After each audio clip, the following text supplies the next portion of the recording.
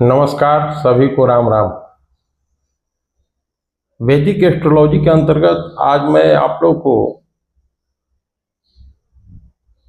वैदिक मंत्रों के द्वारा कुंडली में जो अशुभ योग के कारण किसी भी ग्रह का अशुभ योग बना हो या उनका स्थिति खराब हो, कुंडली में खराब तो तब माना जाता है ना, या तो वृद्ध अवस्था में हो या बच्चा हो ग्रह या मृत अवस्था में हो या उनका कुंडली में कोई अशुभ योग बना हो। उन तमाम चीज़ों के चलते हम जानते हैं कि हमारे स्वास्थ्य पे नकारात्मक प्रभाव पड़ता है। अब नकारात्मक प्रभाव में बीमारियां हो सकती है, रोग हो सकता है, अकस्मात दुर्घटनाएं हो सकती है, कोई तमाम तरह की समस्याएं हो सकती है। तो इन सब चीज़ों का जो हम लोग आमतौर से इलाज कराते हैं,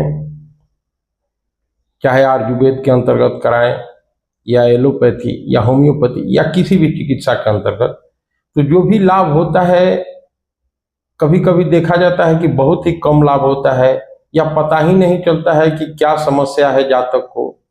तो इन दैट सर्कमस्टांसेस, उन तमाम परिस्थितियों में हमारे यहाँ वैदिक एस्ट्रोलॉजी में ग्रहों के अनुसार, मतलब जिस ग्रह की अशुभ योग बना है हमारे कुंडली में, किसी भी व्यक्तिगत तौर से जातक की कुंडली को वो देखने पे पता चलेगा या एस्ट्रोलॉजर से पूछने पर पता चलता है।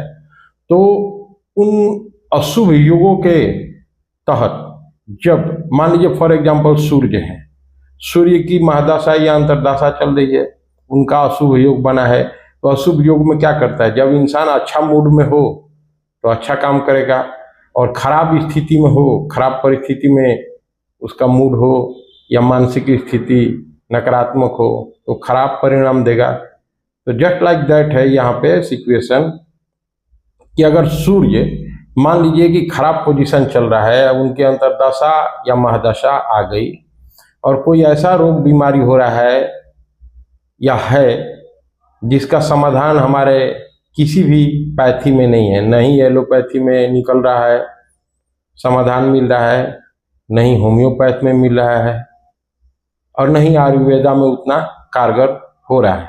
फॉर एग्जाम्पल मैं बता रहा हूँ आप लोगों को समझने के लिए। तो उस स्थिति में क्या करना है हम लोगों को, उस स्थिति में हम लोगों को जो ग्रह है, मान लीजिए सूर्य है, तो सूर्य का जो बीज मंत्र है और तांत्रिक मंत्र है, दोनों का सम्मिश्रित जाप कराना है। अब सम्मिश्रित जाप से तात्पर्य यहाँ यह है कि मान लीजिए कि जो सूर्य का बीज मंत्र क्या है, ओम ह्राम ह्रीम हौम सह सूर्याय नमः, ये हो गया, ये बीज मंत्र हो गया। अब इसी के साथ जोड़ देना है सूर्य का तांत्रिक मंत्र जो है ओम घृणी सूर्याय नमः। तो अब जाप कितना बार करना है, देखिए हमारे शास्त्रों में वर्णित है कि पहले के कालों में, मतलब द्वापर हो या उसके पहले सतयुग हो, तो उसमें क्या था कि सूर्य का 7000 जाप करने से उचित फल मिलता था, चाहे जिस सिद्धि के लिए भी आप कर रहे हो। लेकिन अब वहीं क्या है कि हमारे कलयुग में 4 टाइम बढ़ जाता है। तो हर ग्रहों की संख्या निर्धारित है, जैसे सूर्य का 7000 है तो 7000 इंटू 4 मतलब 28,000, 28,000 जाप करें। अगर जातक सक्षम है तो, हर तरह से सक्षम है, स्वास्थ्य अगर साथ दे रहा है, पढ़ने में सक्षम है, या करवाएं मतलब अपने निमित्त संकल्प करके किसी पंडित या ब्राह्मण से, विद्वान से करवाएं, और करवाने के बाद जो जितना मंत्र हुआ उस जाप के 10 गुना हवन करवाएं। मान लीजिए कि 28,000 हुआ तो उसके 10 टाइम कितना हो गया, 10 से डिवाइड करेंगे तो 2800, ये हवन की संख्या होगी। और तर्पण की संख्या उसके 10 गुना, किसके 10 गुना, हवन की संख्या के, हवन की संख्या की 10वां भाग तर्पण की संख्या, और फिर तर्पण के संख्या के 10वां भाग से अभिषेक कराएं। जैसे तर्पण का संख्या आया 280, अब 280 का 10वां भाग अभिषेक, मतलब 28 बार अभिषेक होगा, और उसके 10वां भाग ब्राह्मणों को भोजन कराएं। देखिए, ब्राह्मणों को भोजन कराएं से तात्पर्य ठीक है, ब्राह्मणों से ही है, लेकिन सद्बुद्धि वाले, जिसको आप जानते हैं सच्चरित्र और सद्बुद्धि वाले हैं। तो इस तरह से आप अब 28 का 10वां भाग कितना होगा, 2.8, तो अप्रोक्स कीजिएगा अगर तो तीन आदमी मिनिमम, और 4-5 करा सकते हैं उसमें, लेकिन कम नहीं होना चाहिए 3 से।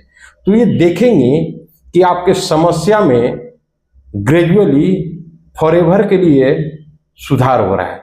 ये मैं अपने मन से नहीं कर रहा हूँ, ये हमारे कर्म कांड में भी ज्योतिष, देखिए ज्योतिष एस्ट्रोलॉजी जो है और कर्म कांड दोनों एक दूसरे के पूरक हैं, अनुपूरक भी कह सकते हैं। तो हमारा कर्म कांड ज्योतिष में भी है और कर्म कांड में ज्योतिष है। तो इस तरह से परमानेंटली उपचार हो जाएगा, और जो भी स्वास्थ्य संबंधी समस्याएं आ रही थी वो ग्रेजुअली एबोलिश हो जाएगा, समाप्त हो जाएगा।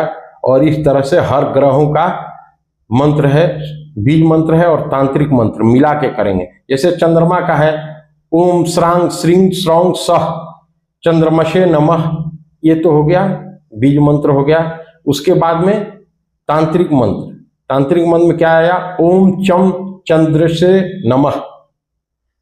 तो इस तरह से आप लोग करेंगे तो मैं दृढ़ता के साथ कह सकता हूं कि जो स्वास्थ्य संबंधी समस्या है वो ठीक हो जाएगी।